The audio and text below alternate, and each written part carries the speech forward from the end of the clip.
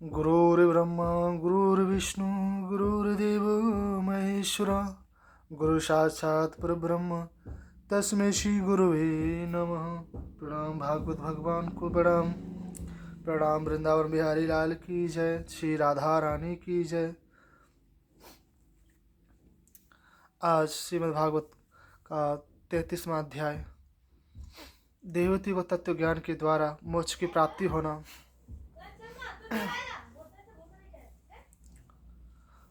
दोहा।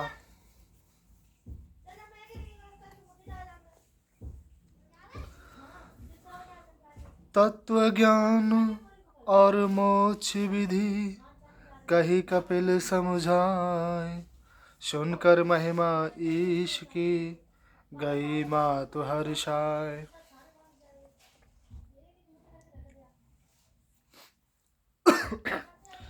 श्री मैत्री जी बोले, हे विदुर जी, भगवान कपिल देव की उपदेश को सुनकर माता देवहूति को अति प्रसन्न हुई और उनकी स्तुति करने लगी।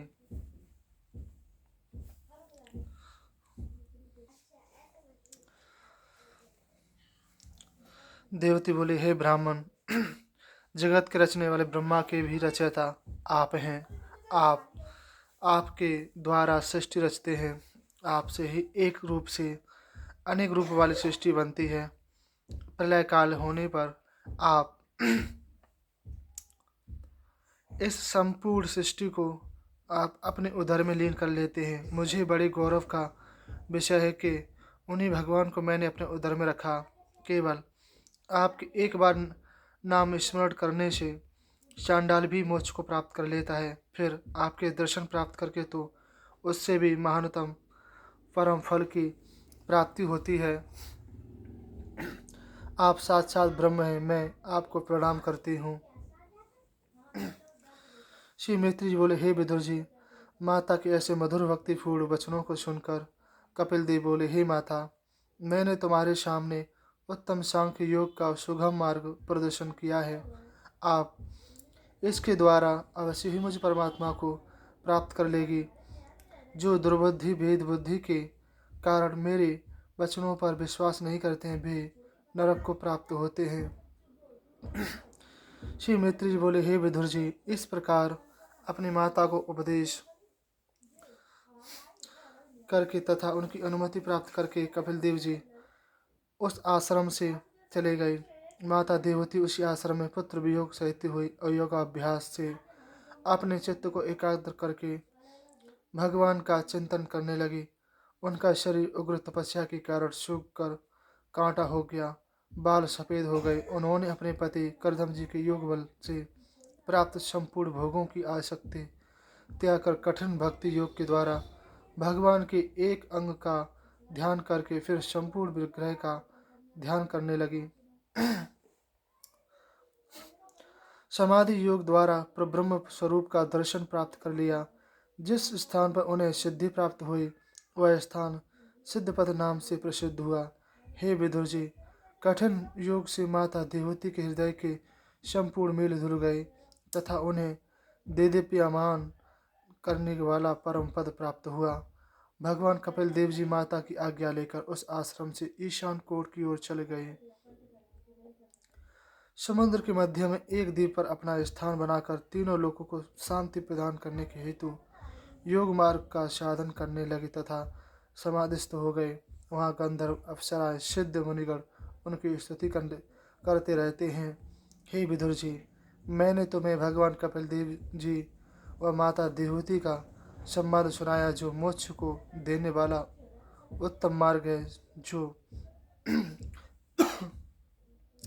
जो पुरुष नित्य नियम पूर्वक इस मार्ग का अनुसरण करता है उसे अवश्य परब्रह्म का साक्षात्कार हो जाता है।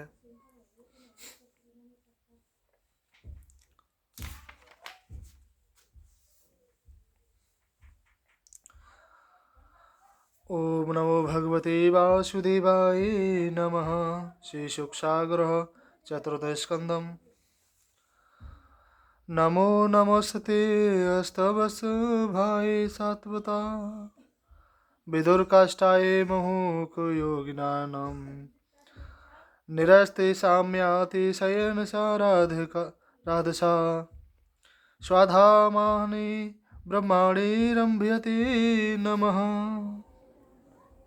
अर्थ: जो भगवान श्री कृष्ण चंद्र भक्तों पर अति कृपा करने वाले हैं तथा भक्तिहीन साधक हठपूर्वक जिनकी परछाई को भी नहीं छू सकते हैं तथा जिन भगवान श्री कृष्ण चंद्र के समान किसी का भी ऐश्वर्य नहीं है, उनसे अधिक हो तो ही क्या सकता है, ऐसे ऐश्वर्यवान भगवान श्री कृष्ण चंद्र को जो सर्वदा अपने ब्रह्म स्वरूप में विहार करते हैं, मैं बारंबार उन श्री कृष्ण चंद्र को नमस्कार करता हूँ। प्रथम अध्याय मैत्री द्वारा मनु की कन्याओं का वर्णन।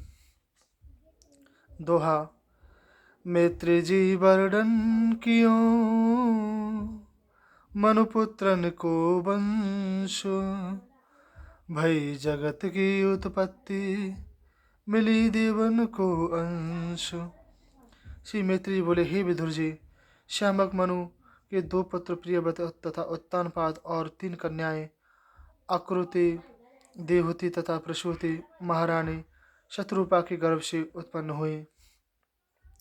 महाराज मनु ने आकृति का विवाह शत्रुपा के गर्भ से उत्पन्न हुई। महाराज मनु से आकृति का विवाह शत्रुपा की अनुमति लेकर रुचि प्रजापति के साथ कर दिया। यद्यपि रुचि प्रजापति उनके भाई थे, किंतु पत्र का धर्म के अनुसार यह विवाह संपन्न कर दिया गया। रुचि प्रजापति भगवान के बड़े भक्त थे। तपस्या के प्रभाव से उनका ब्रह्म तेज देदीप्यमान हो रहा था।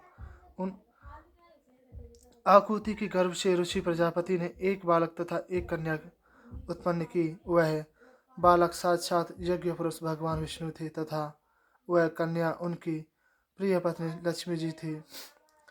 मनु जी ने पुत्र का धर्म के अनुसार आकृति के परम तेजस्वी पुत्र को प्रसन्न होकर ले लिया तथा उस कन्या को, जिसका नाम दक्षिणा था, रुचि प्रजापति ने ही अपने घर रखा। जब वह कन्या विवाह योग्य हुई तब उसका विवाह भगवान विष्णु के साथ कर दिया। भगवान विष्णु ने दक्षिणा के गर्भ से 12 पुत्र उत्पन्न किए, जिनके नाम तोष, प्रदोष, संतोष, भद्र, शांति, इड़स्पति, इस्म, कार्व, विभु, सहन, सुदेव तथा रोशन था। श्यामक मनु मनमंत्र में ही यही तुषित नाम के देवता कहलाए। उस मनमंत्र में मैं, मरीच इत्यादि सप्त ऋषि, भगवान विष्णु, इंद्र तथा प्रियव्रत और उत्तानपाद मनु पुत्र थे। वह मनमंत्र इन्हीं प्रियव्रत और उत्तानपाद के पौत्र दोहित्र आदि से भरपूर था। हे विदुर जी, मनु जी ने देवहूति का विवाह परम तेजस्वी कर्दम जी के साथ किया था। तीसरी कन्या प्रसूति को दक्ष प्रजापति ने ग्रहण किया था। तो इस सारी त्रिलोकी में उनकी सृष्टि फैली हुई है। हे विदुर जी, मैंने देवहूति तथा कर्दम जी से उत्पन्न 9 कन्याओं का वर्णन पहले ही कर दिया है। वे कन्याएं 9 ब्रह्म ऋषियों को ब्याह दी थी। श्री मरीचि ऋषि को कर्दम जी की इला नाम की बेटी ब्याही थी, जिससे कश्यप तथा पूर्णिमा नाम के 2 पुत्र उत्पन्न हुए, जिनकी उत्पत्ति से यह सारा विश्व है। पूर्णिमा की ब्रज और विश्व 2 पुत्र और दिव्यकुल्या नाम की एक पुत्री उत्पन्न हुई। यही अगले जन्म में गंगा नदी के रूप में प्रकट हुई। अत्रि जी की स्त्री अनुसुईया के गर्भ से दत्तात्रेय, दुर्वासा और चंद्रमा नाम के 3 पुत्र भगवान विष्णु, शंकर तथा ब्रह्मा के अंश रूप प्रकट हुए। विदुर जी बोले, हे मित्र जी, इस संसार को उत्पन्न करने वाली तथा मारने वाली तीनों शक्तियों ने किस कारण अत्रि मुनि के यहाँ अवतार लिया। मित्र जी बोले, हे विदुर जी, ब्रह्मज्ञानियों में श्रेष्ठ अत्रि मुनि को ब्रह्मा जी ने सृष्टि उत्पन्न करने के लिए कहा। तब वे दोनों तपस्या के हेतु ऋषभवाहन पर्वत पर गए। उस पर्वत पर एक विशाल अशोक तथा पिलास का वन था। वहाँ पर निविंदिया नदी थी।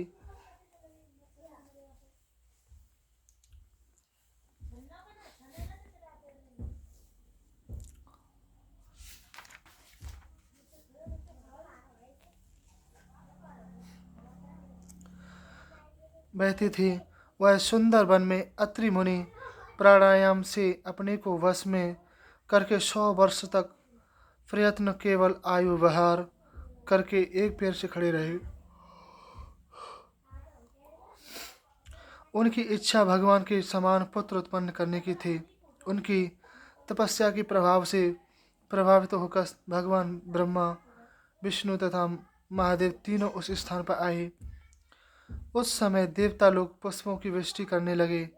तीनों महान शक्तियों को देखकर अत्रि मुनि अति प्रसन्न हुए तथा एक पैर से खड़े होकर पृथ्वी पर लेटकर अपने वाहनों पर चढ़े हुए थे। उनके नेत्र कृपा की दृष्टि कर रहे थे। मंद मंद मुस्कान तथा मंद हास्य कृपा दृष्टि कर रही थी। अत्रि मुनि उनके तेज को देखकर चौंधिया गए तथा नेत्र बंद करके मधुर शब्दों में उनकी प्रार्थना करने लगे। अत्रि मुनि बोले, हे जगत के नियंता, आप ही अपने 3 गुणों से, रजोगुण से ब्रह्म, तमोगुण से शंकर तथा सत्वगुण से विष्णु रूप धारण करते हो। मैं आपको कोटानुकोट नमस्कार करता हूँ। जिनका मैंने चिंतन किया था वह तीनों में से कौन है?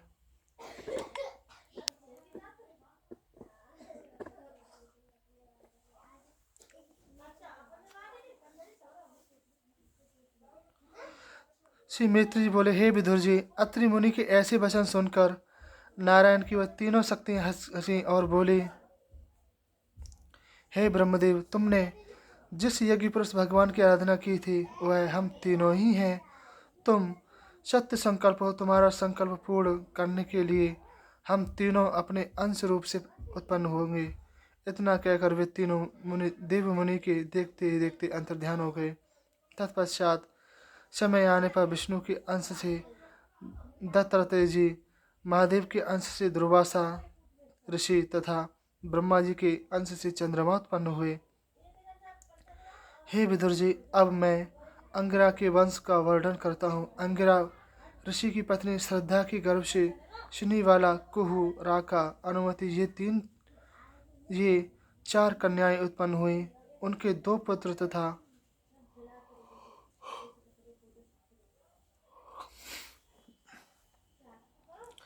ब्रह्मा जी भी उत्पन्न हुए, बृहस्पति जी भी उत्पन्न हुए।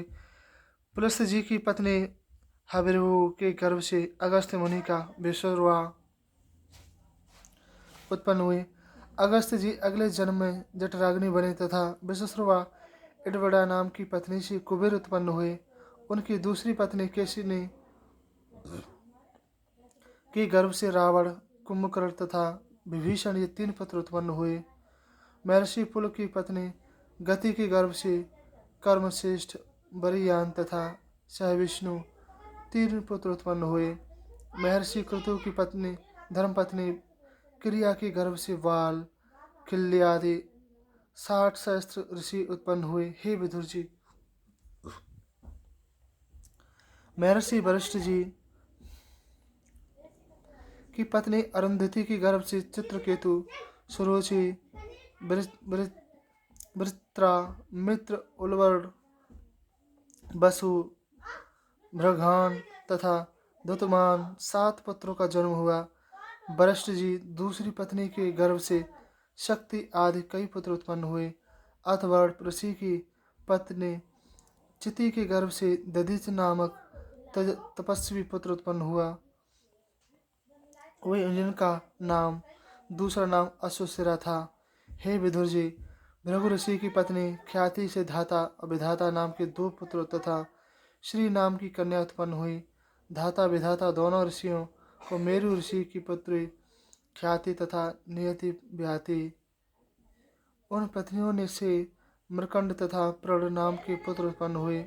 मरकंड के मार्कंड तथा प्रण के वेदशिरा ऋषि उत्पन्न हुए।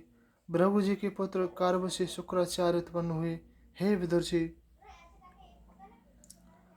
इन सब ब्रह्म ऋषियों ने संतति उत्पन्न करके सृष्टि को बढ़ाया। मनु जी की तीसरी पुत्री प्रसूति दक्ष प्रजापति को ब्याही गई थी।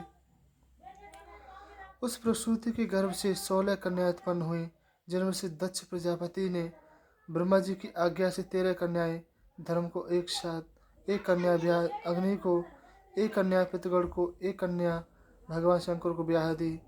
धर्म की 13 पत्नियों के नाम श्रद्धा, मैत्री, दया, शांति, तुष्टि, पुष्टि, क्रिया, उन्नति, बुद्धि, मेधा, तितिक्षा, दे तथा मूर्ति थी। उन पत्नियों ने क्रमश शुभ, प्रसाद, अभद, सुख, मोद, अहंकार, योग, दर्प, अर्थ, स्मृति, क्षेम तथा लज्जा नाम के 13 पुत्र उत्पन्न हुए।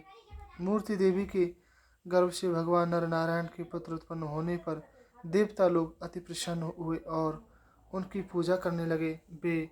वे ही नर नारायण दुष्टों का संहार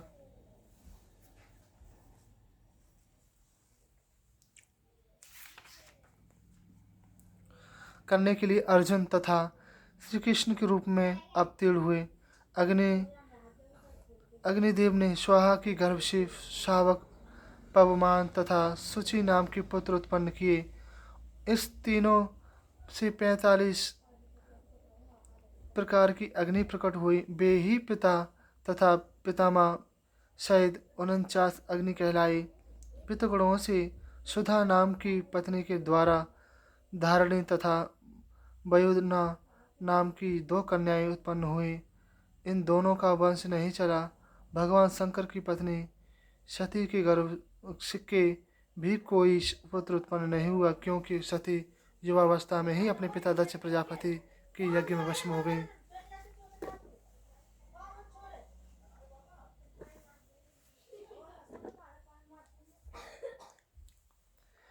श्री मैत्री जी बोले, हे विदुर जी, एक समय संपूर्ण प्रजापतियों ने यज्ञ किया जिसमें सब बड़े बड़े देवता, ऋषि, महर्षि आदि पधारे। उस काल प्रजापति दक्ष भी उस यज्ञ में आए। उनके तेज से संपूर्ण यज्ञ मंडप सूर्य के समान जगमगाने लगा। उनके स्वागत के लिए ब्रह्मा जी तथा शंकर जी अति संपूर्ण प्रजापति, ऋषि, महर्षि तथा देवर्षि देवता उठ खड़े हुए। शिव जी का ऐसा व्यवहार देखकर दक्ष प्रजापति को बड़ा क्रोध आया और बोले, हे देवताओं तथा ऋषि महर्षियों, मेरी बात सुनो। मैं अहंकार वश नहीं कह रहा हूँ, किंतु लोक मर्यादा तथा शिष्टाचार की रक्षा हेतु ही कहता हूँ कि यह निर्लज्ज शंकर सब लोकपालों की कीर्ति को मिट्टी में मिला रहा है। इसने अहंकार वश सत्पुरुषों के आचरण को भी धूल में मिला दिया है। मैंने भोला शंकर सत्पुरुष समझकर अपनी सुंदर कन्या सती इसको ब्याह दी। इस नाते भी यह मेरे पुत्र के समान हुआ। इसको उठकर मेरा सम्मान करना चाहिए था, मुझे प्रणाम करना चाहिए था, किंतु इसने ऐसा नहीं किया। मेरी इच्छा न होते हुए भी इस अपवित्र भ्रष्ट कर्म करने वाले घमंडी, धर्म की मर्यादा को उल्लंघन करने वाले भूत प्रेत के सारथी इस नंग धड़ंग पागल को मैंने अपनी कन्या दे दी। यह शरीर में भस्म लगाता है, कंठ में नरमुंडों की माला पहनता है। यह तो केवल नाम का मात्र का शिव है। मैंने वैसे अमंगल रूप है। यह बड़ा मत वाला तमोगुणी। मैंने अपने पिता ब्रह्मा जी के कहने से अपनी परम सुंदरी कन्या इसे दे दी है। श्री मैत्री जी बोले, हे विदुरी, दक्ष प्रजापति ने संपूर्ण देवताओं के तथा ऋषि महर्षियों के सम्मुख सदाशिव भगवान शंकर का इस प्रकार अपमान किया और उनको बुरा भला कहा। भगवान शंकर चुपचाप बैठे हुए निरंतर भाव से सुनते रहे। यह देखकर दक्ष प्रजापति का क्रोध और भी बढ़ गया और वे महादेव जी को श्राप देने के लिए उद्यत हो गए। उन्होंने श्राप दिया कि इस अश्विस को इंद्र, उपेंद्र आदि बड़े बड़े देवताओं के साथ यज्ञ का भाग ना मिले। उन्हें ऐसा करने से सबने रोका, किंतु उन्होंने किसी की बात नहीं सुनी और श्राप देकर घर को चले गए।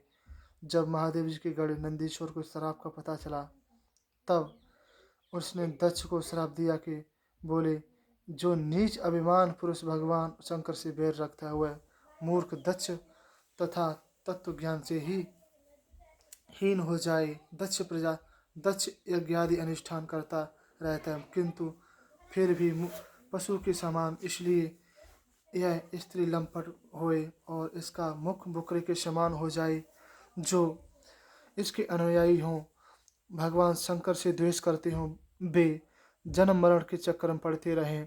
भगवान शंकर जी से बैर करने वाले कर्म कांड करके भच्चा भच्च अन्न ग्रहण करें तथा संसार में भीख मांगते फिरें। नंदीश्वर का ऐसा घोर श्राप सुनकर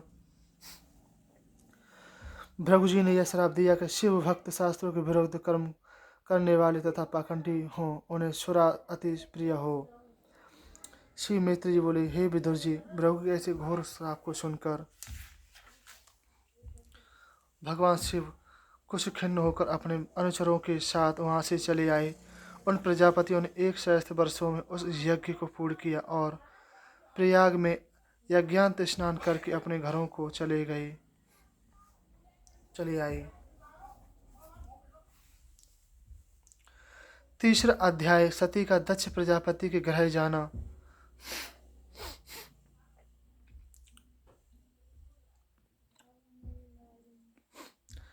पिता यज्ञ सुनकर सती मन में अति हर्षाय, करे उल्लंघन पति वचन पहुँची पितु गृह जाए। श्री मैत्री जी बोले, हे विदुर जी, दक्ष प्रजापति तथा भगवान शंकर में परस्पर बैर विरोध बढ़ता ही गया। कुछ काल पश्चात ब्रह्मा जी ने दक्ष को सब प्रजापतियों को स्वामी बना दिया। इस कारण दक्ष का गर्व और अधिक बढ़ गया। उसने अनेकों यज्ञ किए। पहले वाजपेयी यज्ञ किया, फिर बृहस्पति यज्ञ किया और उस यज्ञ में सभी देवर्षि, महर्षि, ब्रह्मनिष्ठ महापुरुषों को निमंत्रित किया गया। सभी देवता, पितर आदि अपने अपनी गृहणियों के साथ बड़े आदर सत्कार से पधारे। इस समय आकाश में विमानों को जाते हुए देखकर दक्ष प्रजापति की पुत्री सती ने इसका कारण जानने की इच्छा की। तब सती ने देखा असंख्यों विमान कैलाश के निकट होकर जा रहे हैं, जिनमें गंधर्व तथा यक्षों की अति सुंदरी स्त्रियां रत्नाभूषणों से सुसज्जित होकर अपने अपने पतियों के साथ जा रही हैं। उन्होंने आश्चर्यमय होकर इसका कारण शंकर जी से पूछा और बोली, हे देवादिदेव, मैंने सुना है कि मेरे पिता तथा आपके ससुर दक्ष प्रजापति ने एक बड़ा भारी यज्ञ किया है। मुझे प्रतीत होता है कि ये देवता यज्ञ गंधर्व तथा अपनी अपनी पत्नियों सहित सज धज कर तथा विमानों में बैठकर वहीं जा रहे हैं।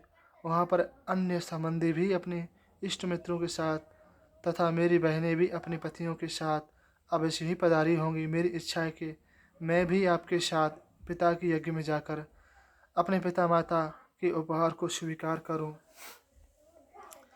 मेरा मन माता पिता बहनों मौसियों आदि को देखने के लिए बड़ा इच्छुक है। हे भगवान, आप संसार की उत्पत्ति करता है। यह त्रिगुणमयी सृष्टि आप ही में विराजमान है, किंतु मैं स्त्री जाति होने से आपके तत्व अज्ञान से अज्ञान हूँ। इसी कारण अपने जन्मभूमि देखने के लिए अति उत्सुक हूँ। हे पितृदेव, बहुत सी स्त्रियां जिनका मेरे पिता दक्ष से कोई नाता नहीं, किंतु वे भी अपने पतियों के साथ उस यज्ञ की शोभा देखने के लिए बड़े आनंद से जा रही हैं। मेरे तो वे पिता हैं, मुझे तो अवश्य जाना चाहिए। आप यह कहेंगे बिना बुलाए वहाँ नहीं जाना चाहिए, तो इसके लिए यह है कि पति, गुरु, माता पिता तथा इष्ट मित्रों के यहाँ बिना बुलाए भी जाया जा सकता है। हे कृपानाथ, आप मुझ दासी पे कृपा करके मुझे वहाँ जाने की आज्ञा अवश्य दीजिए।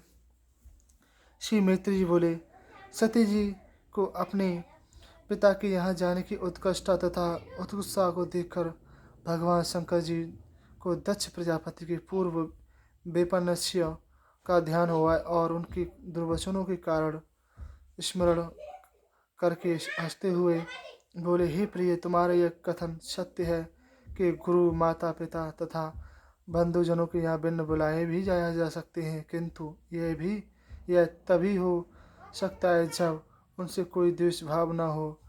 उस दक्ष प्रजापति को अति अभिमान है, उसका विवेक अभिमान के कारण नष्ट हो चुका है।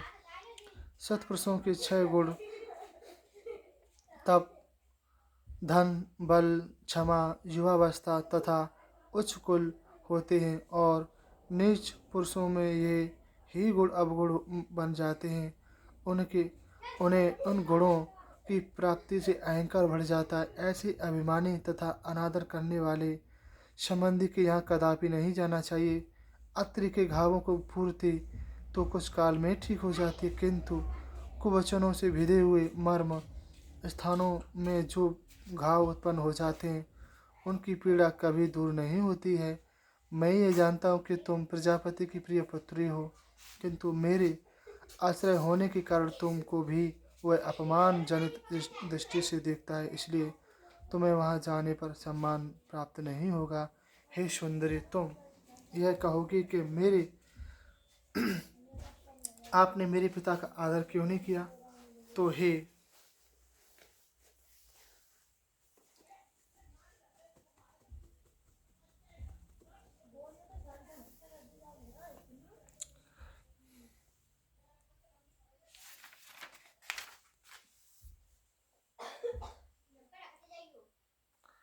सुंदरी, परमेश्वर के अतिरिक्त किसी को प्रणाम नहीं करते तथा मस्तक उन्हीं के सामने तो केवल भगवान वासुदेव को ही अपना सिर झुकाते हैं तथा उन्हें प्रणाम करते हैं। ऐसे देहाभिमानियों के सम्मुख कभी नम्रता प्रकट नहीं करते।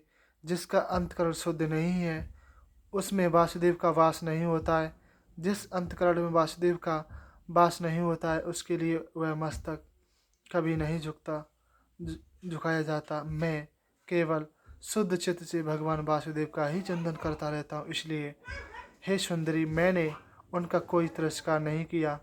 उन्होंने ही कटु वचनों से मेरा अनादर किया था। दक्ष प्रजापति तुम्हारे पिता हैं, किंतु मेरे शत्रु होने के कारण तुमको वहाँ नहीं जाना चाहिए और न उनके अनुयायियों को देखने की इच्छा करनी चाहिए। हे प्रिय, तुमको मेरी बात अवश्य माननी चाहिए। यदि ऐसा ना करोगी तो इसका फल तुम्हारे लिए उत्तम ना होगा। ऐसा कहकर भगवान शंकर शांत हो गए। चौथा अध्याय, सती का अपमान तथा देह त्यागना। दोहा। दक्ष प्रजापति ने कियो निज पुत्री अपमान, सती यज्ञ में जल मरी, सौ न मान कुमान।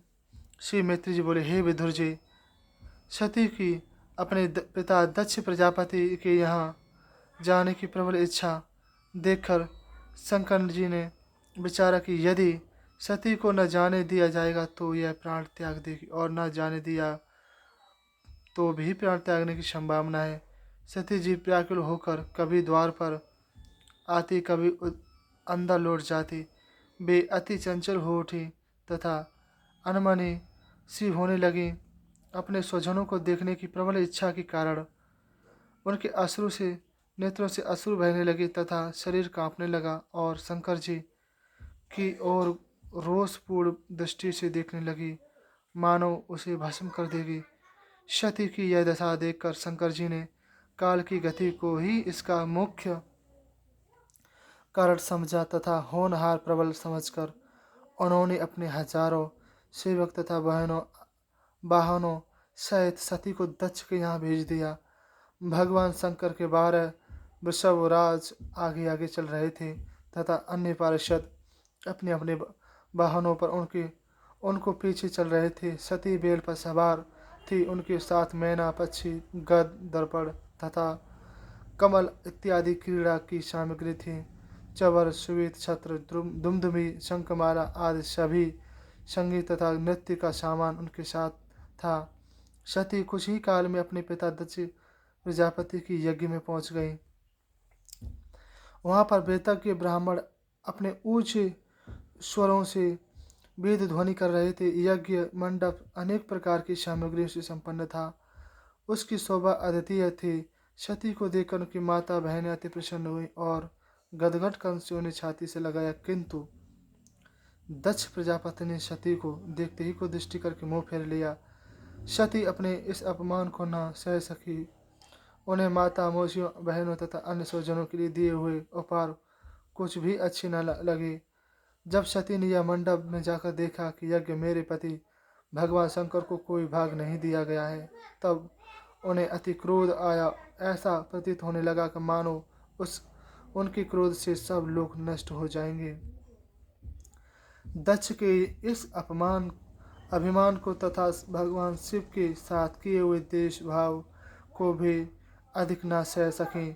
सती के इस अपमान को देखकर उनके सेवक दक्ष प्रजापति को मारने के लिए दौड़े, किंतु सती ने उन्हें ऐसा करने से रोक दिया और वे यज्ञ में आकर इस प्रकार लड़खड़ाती हुई बाड़ी में बोली, हे पिताजी, इस संसार में भगवान शंकर से बढ़कर कोई देवता नहीं है, इसलिए उनको देवादिदेव महादेव कहते हैं। वे तत्व ज्ञानियों में श्रेष्ठता सबके प्रिय हैं, वे किसी प्राणी से वैर नहीं करते हैं। हे पिताजी, आपके अतिरिक्त उनसे कोई भी शत्रुता नहीं करता है। सत्पुरुष किसी के गुण देखकर कभी उनसे द्वेष नहीं करते हैं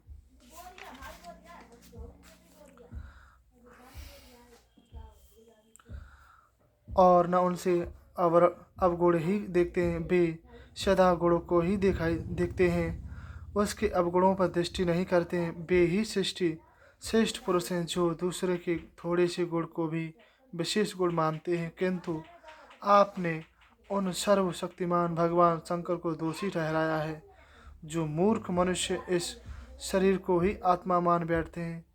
वे ही सदा महापुरुषों की निंदा करते हैं।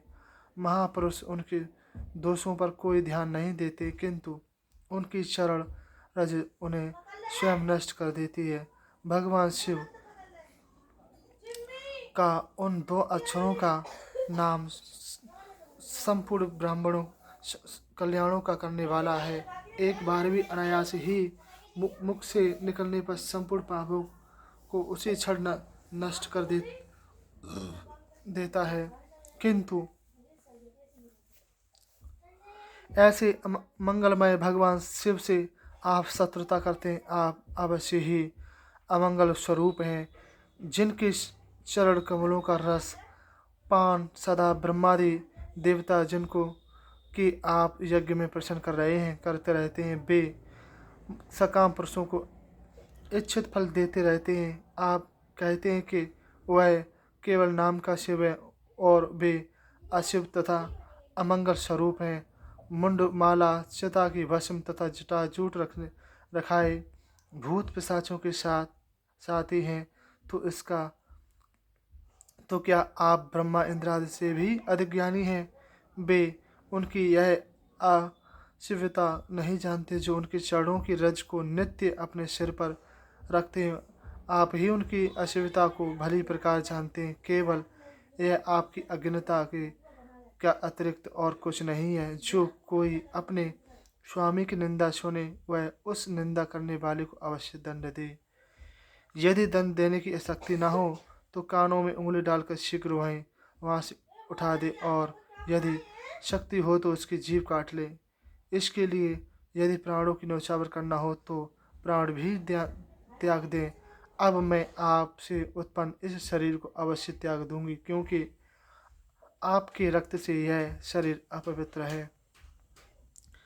मनुष्य दूसरे के धर्म की निंदा ना करे, अपने ही धर्म से में रत रहे। प्रवृत्ति तथा निवृत्ति दोनों ही धर्म के मार्ग उत्तम है। वेद ने दोनों ही योग मार्गों को उत्तम बताया है। आप प्रवृत्ति मार्ग यज्ञ आदि को उत्तम मानते हैं, किंतु भगवान शंकर तो इन दोनों मार्गों से भी परे परब्रह्म स्वरूप हैं। उन्हें तो किसी भी कर्म के करने की आवश्यकता नहीं है। आप आत्मज्ञानी भगवान शंकर का अपराध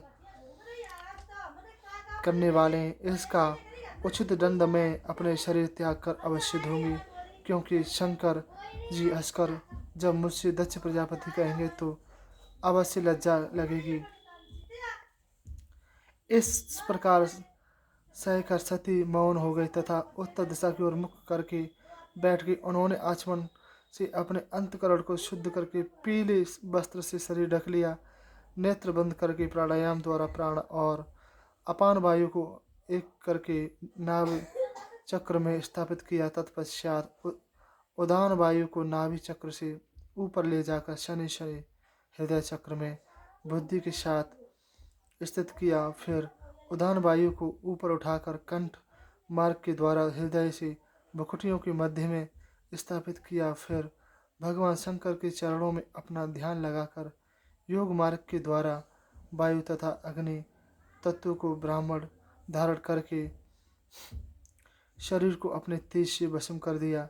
सती का निस्तेज निर्दोष शरीर जिस में दक्ष अभिमानी का रक्त था, उसे योगांग ने भस्म जला दिया। सती के इस प्रकार देश त्याग कर संपूर्ण उपस्थित देवता, ऋषि, महर्षि तथा ऋतुजनों को बड़ा आश्चर्य हुआ और वहाँ पर भयंकर कोलाहल तथा हाहाकार मच गया। सबने दक्ष को बुरा भला कहा। शंकर का द्रोही होने के कारण उसका अपयश होने लगा। जब शिवजी के पार्षदों ने सती के प्राण त्यागने को देखा, तब भी अति कुपित होकर अपने अस्त्र शास्त्रों के साथ दक्ष को मारने के लिए दौड़ पड़ी। जब भृगु ने यज्ञ में विघ्न देखा, तब उन्होंने अपरंत रक्ष मंत्र से दक्षिणाग्नि में आहुति डाली। इसके प्रभाव से यज्ञ कुंड से शंभु नाम के सहस्त्र देवता उत्पन्न हुए। उन्होंने ब्रह्म तेज से जलती हुई लकड़ियां लेकर शिवजी के सेवकों पर आक्रमण किया और संपूर्ण देव सेवक गण उसके भय से इधर उधर भाग निकले।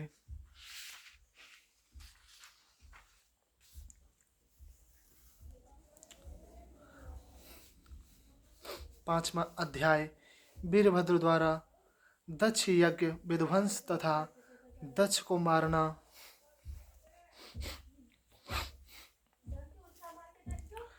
दोहा। वीरभद्र ने जाय कर कियो दक्ष यज्ञ नाश, शिवद्रोही का जगत में होवे इस विधि हास। श्री मित्र जी बोले, हे विदुर जी, भगवान शंकर जी को नारद जी द्वारा सती के भस्म होने तथा उनके सेवकों को दक्ष प्रजापति के यज्ञ से भगा देने का समाचार मालूम हुआ। तब उनके क्रोध का पारावार ना रहा। उन्होंने अति क्रोध होकर अपनी एक जटा को नोच कर डाला, जो अग्नि तथा विद्युत के समान तेजोमय थी। उसे नोच कर झट पृथ्वी पर पटका तथा भयंकर अट्टहास किया। उससे तत्क्षण एक विशालकाय भयंकर पुरुष प्रकट हुआ। उसका शरीर इतना लंबा चौड़ा था कि वह आकाश को छू जाता। उसके सहस्त्र भुजाएं थी। उसका श्याम रंग तथा अग्नि के समान जलते हुए 3 नेत्र थे। उस पुरुष की दाढ़ें विकराल तथा अति क्षीण थी। उसकी लाल लाल जटाएं अग्नि के समान थी। कंठ में मुंड माला तथा हाथों में अस्त्र शास्त्र थे। उसने प्रकट होकर भगवान भूतनाथ से पूछा, हे देवादिदेव, मुझे क्या आज्ञा है? तब भगवान शंकर ने कहा, हे वीरभद्र, तू मेरे अंश से प्रकट हुआ है, इसलिए मेरे संपूर्ण पार्षदों का अधिपति होकर शीघ्र ही दक्ष प्रजापति के यज्ञ में जाकर उसे नष्ट भ्रष्ट कर दे।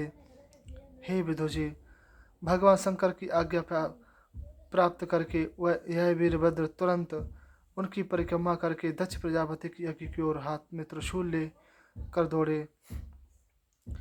उसके वेग को सहन करने में पृथ्वी असमर्थ थी। उसके सिंहनाद से सारा आकाश गूंज उठा। वे साक्षात संहारकारी रुद्र थे। उनके पीछे बहुत से सेवक अनेक प्रकार के अस्त्र शस्त्र लेकर दौड़ पड़े। उनके पैरों के नपुरों की भयंकर ध्वनि बजती जाती थी।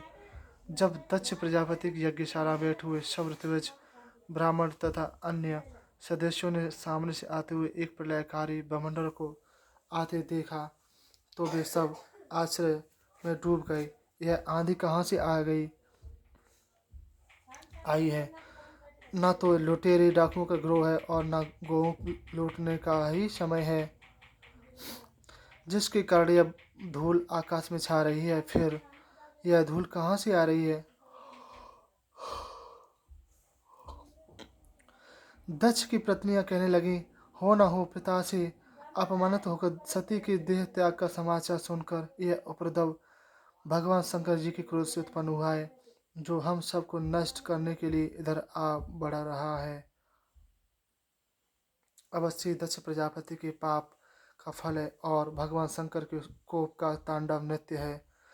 दक्ष पत्नियां तथा यज्ञ मंडप में बैठे हुए अन्य सभी उपस्थित गण जब इस प्रकार की बातें कर ही रहे थे कि सहसा कुछ ही क्षणों में वीरभद्र ने अपने अनुचरों सहित दक्ष प्रजापति की यज्ञ मंडपों को चारों ओर से घेर लिया और भयंकर उत्पात कांड को देखकर दक्ष भी डर गए। भगवान रुद्र के सेवकों ने आते ही उस यह मंडप को उखाड़ना आरंभ कर दिया। किसी ने खंभे उखाड़े, किसी ने कलश तोड़े, किसी ने अग्नि में रुधिर की वर्षा कर दी, किसी ने यज्ञशाला नष्ट कर दी, किसी ने सभा मंडप अतिथि मंडप नष्ट कर दिया, यज्ञ अग्नियों को बुझा दिया, किसी ने वेद नष्ट कर दिया, किसी ने स्त्रियों को डर पाया, किसी ने मुनियों को डराकर भगा दिया, किसी ने भागते हुए देवताओं को पीटा। मणिमान पार्षदों ने भृगु ऋषि को पकड़ लिया। वीरभद्र ने दक्ष प्रजापति को बांध लिया। हे विदुर जी, भगवान शंकर के सेवकों की भयंकर मार से सब देवता ऋषि ऋतवज आदि भाग निकले, अपितु भृगु जी हवन करते रहे। वीरभद्र ने भृगु जी की दाढ़ी तथा मूछें उखाड़ ली, क्योंकि भृगु जी ने मूछें हिलाकर शंकर जी का अपमान प्रजापति की सभा में किया था। भृगुदेव को पृथ्वी पर पटक कर उसकी आंखें बाहर खींच ली, क्योंकि भृगुदेव जी ने भगवान महादेव जी के विरुद्ध दक्ष को सेन देकर संकेत किया था। प्रसा के दांत उखाड़ लिए, क्योंकि शिव जी को दक्ष ने बुरा भला कहा था। वह दांत निकालकर हंसने लगा। तत्पश्चात वीरभद्र की छाती पर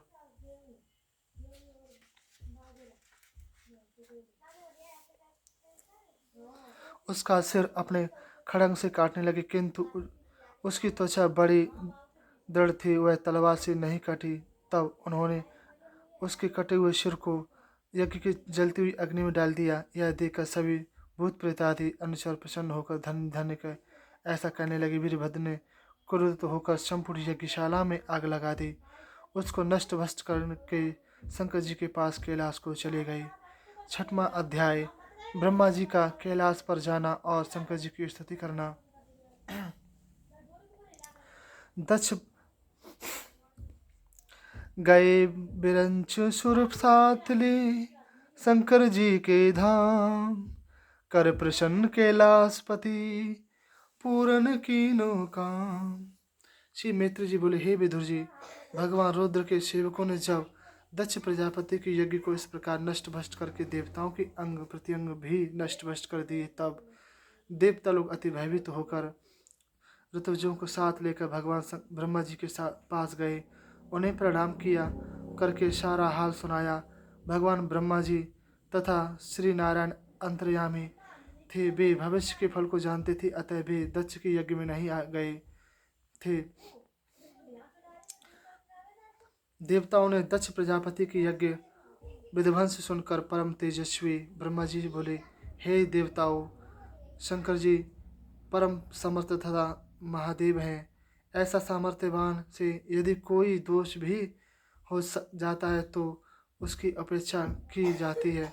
तुम लोगों ने भगवान शंकर को यज्ञ भाग न देकर उनका बड़ा अपमान किया। तुमको चाहिए कि भगवान शंकर के पैर पकड़कर उन्हें प्रसन्न करो, क्योंकि वे भोलेनाथ शिव शंकर हैं, अति शीघ्र ही प्रसन्न होने वाले हैं। दक्ष ने कटु वचन कहकर उनका अति अपमान किया था। तिस पर भी सती की अपमान करके शंकर जी की प्रिया का उनसे वियोग करा दिया। यदि तुम यज्ञ को पुनः यथावत आरंभ करके समाप्त करना चाहते हो तो उनसे क्षमा याचना करो। यह यज्ञ तो क्या उनके कृत होने पर सारा विश्व भी नहीं बच सकता। उनके प्रभाव को देवता तो क्या मैं भी नहीं जानता।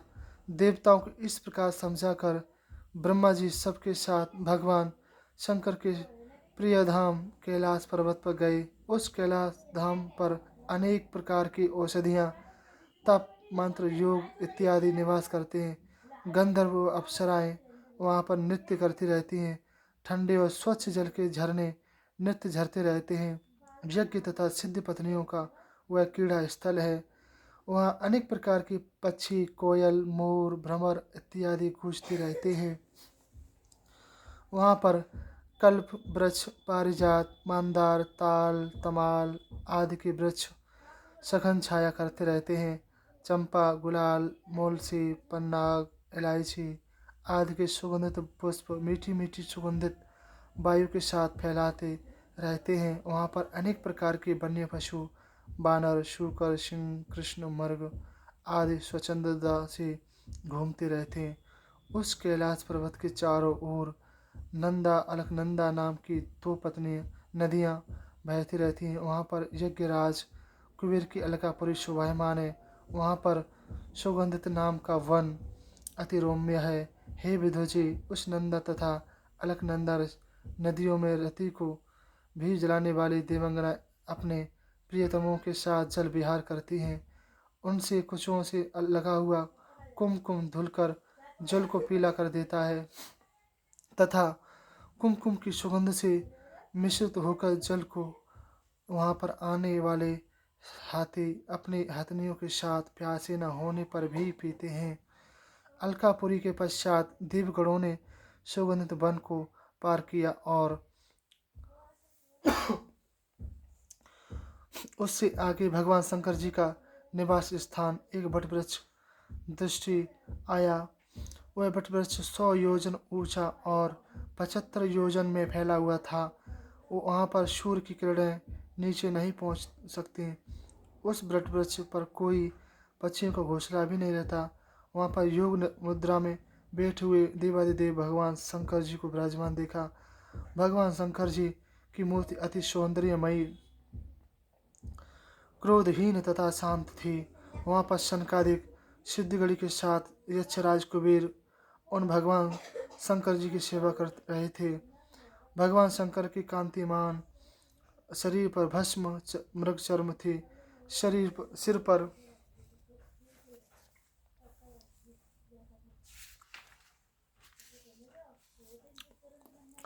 और दंड धारण किए हुए थे। उनके सुंदर भाल में बालेन्द्र चंद्रमा शोभायमान था। वहाँ पर बहुत से ब्रह्म ज्ञानियों के नीचे नारद जी बैठे हुए थे और भगवान शंकर से ब्रह्मा को उपदेश सुन रहे थे। भगवान शंकर का बायां चरण उनकी दाहिनी जांघ पर, उनका बायां हाथ बाएं घुटने पर था। वे तर्क मुद्रा में बैठे हुए थे। काष्ठ की टेकनी का सहारा लेकर एकाग्र मन से ब्रह्मा का ध्यान कर रहे थे। उसी समय देवताओं सहित पितामह ब्रह्मा वहाँ पहुँचे। उन्हें देखते ही भगवान शंकर उठ खड़े हुए और सिर झुकाकर उन्हें प्रणाम किया। भगवान शंकर जी के निकट बैठे हुए ऋषि महर्षियों ने भी ब्रह्मा जी को प्रणाम किया। श्री ब्रह्मा जी नम्रता से बोले, देवादिदेव, मैं आपके प्रभाव को जानने में असमर्थ हूँ। आप पर ब्रह्म हैं, जगत के स्वामी, मकड़ी की भांति आप ही इस जगत के रूपी जाले को फैलाकर उसे अपने में लीन कर लेते हैं। आप ही मेरे वैदिक कर्मों के विस्तार के लिए दक्ष को कारण मात्र बनाकर यज्ञ कराया है। यह संपूर्ण मर्यादा आप ही ने बांधी है। हे देव, दक्ष के शुभ कर्म यह अशुभ फल क्यों कर प्राप्त हुआ। हे देवादिदेव, आप यदि यह कहें कि मेरे क्रोध के कारण हुआ है, यह भी ठीक नहीं है, क्योंकि यह सारा विश्व आप ही में समाया हुआ है। आप में कभी भेद बुद्धि उत्पन्न नहीं होती। जो कामासक्त पुरुष हैं तथा अज्ञानी हैं, आप उन्हें भी नहीं मारते, क्योंकि वे तो स्वयं मरे हुए हैं। हे शंभो, आपको यह जगत की माया कभी नहीं छूती है। इस कारण कर्म मार्ग में आसक्त पुरुषों द्वारा कोई अपराध हो जाने पर भी आप कृपा करते हैं। आप यज्ञ पुरुष हैं, इसलिए आपको ये यज्ञ का भाग पाने का पूर्ण अधिकार है। किंतु यह दुर्बुद्धि दक्ष ने आपको यज्ञ भाग नहीं दिया था, इसी कारण से उसका यज्ञ का नाश हुआ। अतः मेरी आपसे ये प्रार्थना है कि आप इस अपूर्ण यज्ञ को फिर से पूर्ण करने की कृपा करें और दक्ष को पुनः जीवित हो उठे, भृगदेव को पुनः नेत्र प्राप्त हो जावे, भृगु जी को पुनः दाढ़ी मूछ प्राप्त हो जावे तथा मूषा के दांत ज्यों का त्यों ठीक हो जाएं। जिन जिन देवताओं के अंग भंग हो गए वे सब ठीक हो जाएं। यज्ञ का शेष भाग उनका भाग होगा और उसी भाग से आप यज्ञ को पूर्ण कीजिए। अगला अध्याय 7वां अध्याय कल पढ़ेंगे। भगवान के आशीर्वाद से भगवान वासुदेव को प्रणाम।